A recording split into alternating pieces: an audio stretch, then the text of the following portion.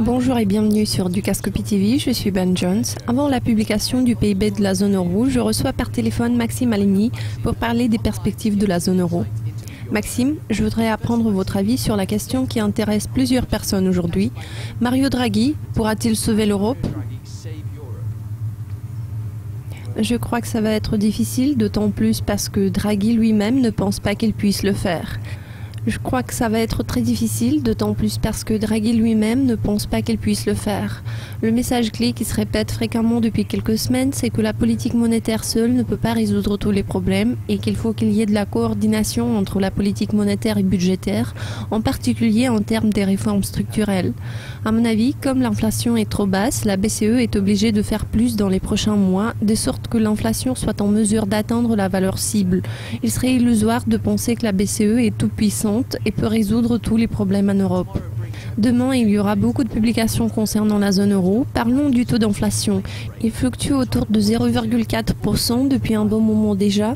Pensez-vous qu'il y aura des changements quelconques et quel genre de chiffres serait préférable pour la BCE ? En ce qui concerne nos prévisions d'inflation, nous nous attendons à ce qu'elle reste stable à son niveau actuel qui est d'environ 0,5% dans quelques mois qui vont suivre. Elle est susceptible d'accélérer au début de 2015.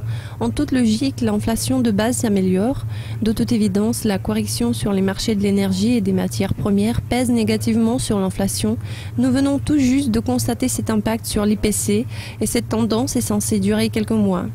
Quant à la BCE, ils n'en sont pas très ravis également parce que l'inflation pourrait rester en dessous de sa valeur cible encore plus longtemps que prévu et il est certain que la BCE devrait faire plus, notamment si en décembre, leur nouveau taux prévisionnel en matière d'inflation est révisé à la baisse.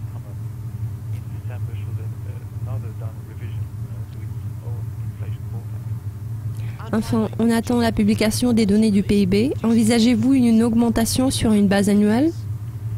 Oui, absolument. Ce qui est intéressant d'ailleurs, c'est qu'il y a eu beaucoup de préoccupations par rapport à la croissance au sein de la zone euro en été. Je crois que demain, lors de la publication des chiffres du PIB, nous verrons que la croissance a légèrement repris au troisième trimestre par rapport au deuxième trimestre. Nous prévoyons une amélioration non seulement dans la zone euro, mais aussi dans la plupart des pays. Nous envisageons une reprise en Allemagne, en France et en Espagne, dont nous avons déjà appris les résultats. On prévoit une expansion importante au troisième trimestre dans tous ces pays. Ça devrait atténuer certaines préoccupations quant à une nouvelle récession dans la zone euro. Maxime, merci beaucoup de vos commentaires, merci de votre attention. Restez à l'écoute car aujourd'hui, Monica Gibson vous présentera une mise à jour sur les marchés des matières premières. Au revoir.